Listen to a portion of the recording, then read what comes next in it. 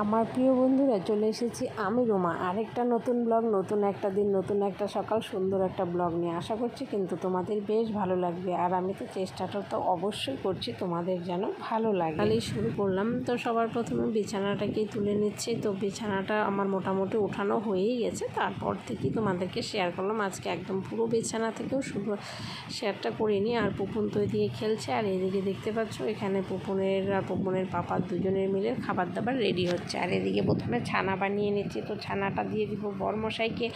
আর পুপুনের জন্য আজকে আর রুটি করবো না, ওই যে মুড়ির গুঁড়ো দিব আর হচ্ছে দুধ দিব, বিস্কুট দিব। তারপরে যে পুপুনকে খাইয়ে দিয়ে বসিয়ে দিলাম রান্না। আর এটা হচ্ছে কাঁঠালের বীজটা ভাজা। আর এদিকে হচ্ছে শিং মাছ হবে, শিং মাছের ঝোল করব। তো শিং মাছটা একটা মাছই নেওয়া হচ্ছে, কিন্তু মাছটা মোটামুটি বড়ই ছিল। আর এই যে দেখো লবণটা দেওয়ার সাথে সাথে কিন্তু নড়ছে, আর আমি সব দিয়ে নিচ্ছি একবারে। এটাতেও একটু লবণ হলুদ দিলাম, এটাতেও লবণ হলুদ দিলাম। এখানে আছে ঝিঙে, আলু আর হচ্ছে পেঁপে। এই তিনটে আছে, চারটা দেওয়া যায় না, তো একটা কাঁঠালের পিস দিয়ে দিয়েছিলাম, কারণ তিনটে সবজি দিয়ে খেতে হয় না, তো ওই জন্য আমি চারটে বানিয়ে দিয়েছি। আর এদিকে আমি ভাজাটাও বসিয়েছি। আর এদিকে হচ্ছে মসুর ডালটাও হচ্ছে। মসুর ডালটাতেও সয়াবিন দিয়েছি, আলু সিদ্ধ দিয়েছি, এই তো। আর ডিম সিদ্ধ তো ওইদিকে হয়েই গেছে, ওটা তো খেয়েই নিব ওরা। আর এইদিকে যে দেখতে পাচ্ছ আমার ভাজাভাজি চলছে, দুটো কড়াই বসেছি। সেই চিকেন রান্নার কড়াইটাও দিলাম, আর এই কড়াইটাতেও দিলাম। দুটো কড়াই দিয়ে রান্না চলছে জোর কদমে। তারপরে তো ধরো কলতলার কাজ তো অবশ্যই আছে। কলতলার কাজ কি আর বাকি থাকবে বলো? একটা লোক আমাকে পুরো হ্যাজাচ্ছে, মানে কি বলবো। আর সেই কলতলার কাজ আর রেগুলার হ্যাজানো হ্যাজাচ্ছে না, তো হ্যাজিয়ে কী হবে বলো? আমি আমার কাজটা কিন্তু করেই যাব, আমি বন্ধ রাখবো না। তো বন্ধুরা, এখনও যারা চ্যানেলটিকে সাবস্ক্রাইব করোনি, তো প্লিজ চ্যানেলটা সাবস্ক্রাইব করে দাও।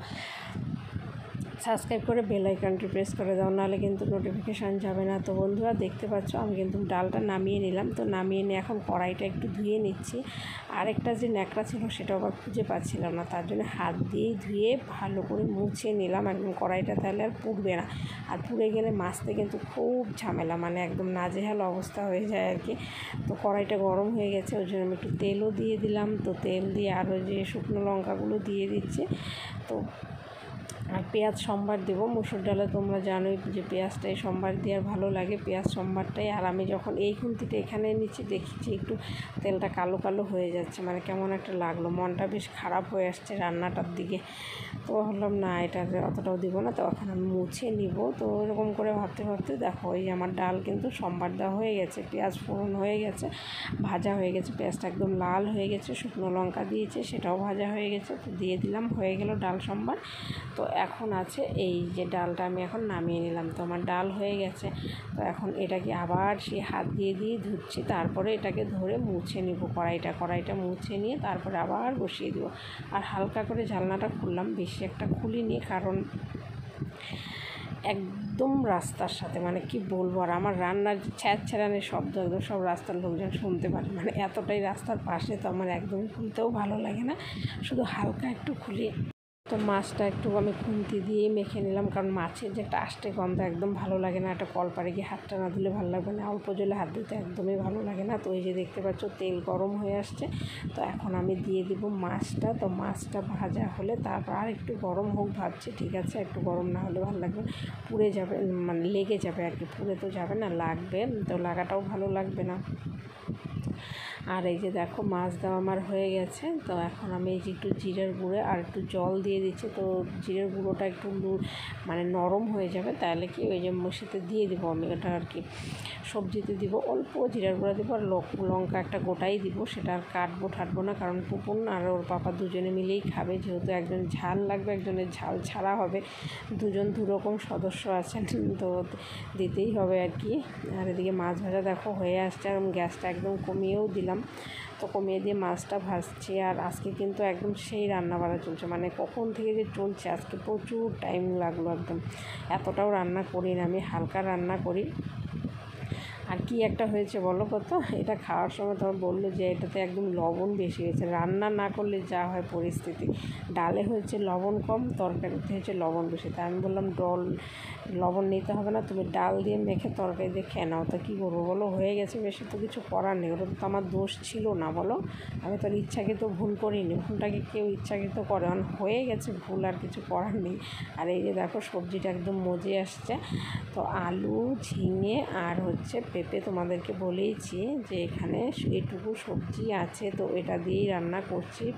একটা শিং মাছের পাতলা স্বাস্থ্যকর ঝোল, মানে হালকা হলুদ দিয়েছি, বেশি হলুদটাও দিইনি, এতটাও হলুদ ভালো লাগে না।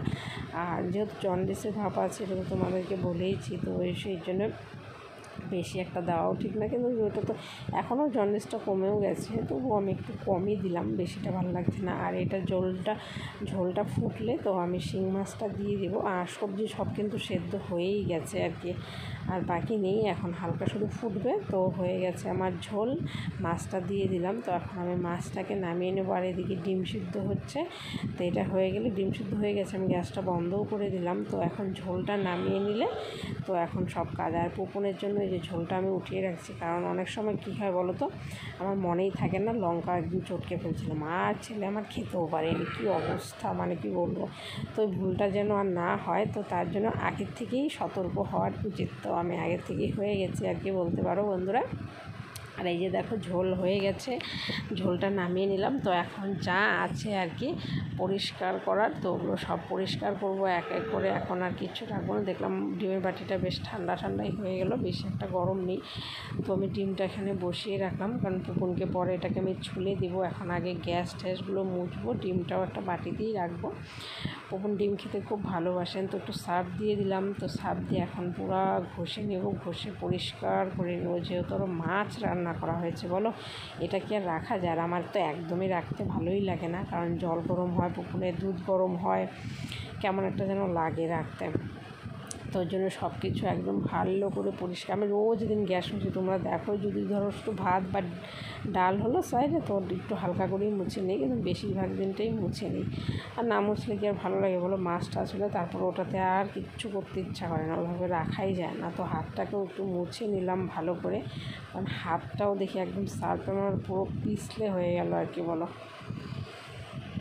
আমার প্রিয় বন্ধুরা, কেমন আছো তোমরা? সবাই ভালো আছো, সুস্থ আছো, আমরাও ভালো আছি। আর আমার চ্যানেলে সবাইকে স্বাগত, আর অনেক অনেক ভালোবাসা জানিয়ে ব্লগটা শুরু করে দিলাম। আর এই যে দেখতে পাচ্ছ, আমার সব হয়ে গেছে, একদম জামা কাপড় দিলাম, অনেকগুলো রান্নাবান্না করলাম, তো স্নান হলো, সব হলো।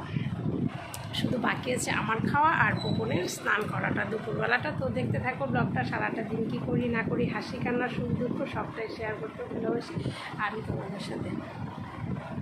দেখতে থাকো। আর দেখো একদম চলে আসলাম রাত্রেবেলা। আর এই যে দেখো বর্ষার দিনে ঘরের কি পরিস্থিতি থাকে, মশারির কি পরিস্থিতি থাকে, পুরো জামা কাপড় একদম সব মশারির মধ্যে দিয়ে রাখলাম, কারণ এটা ফ্যানের হাওয়াতে শুকিয়েও যাবে, আমাদের হাওয়াটাও কম লাগবে। তো বন্ধুরা, ব্লগটা এই পর্যন্তই। সবাই ভালো থেকো, সুস্থ থেকো। আমার ভিডিওটা ভালো লাগলে অবশ্যই লাইক, কমেন্ট, একটা সাবস্ক্রাইব করে দিও।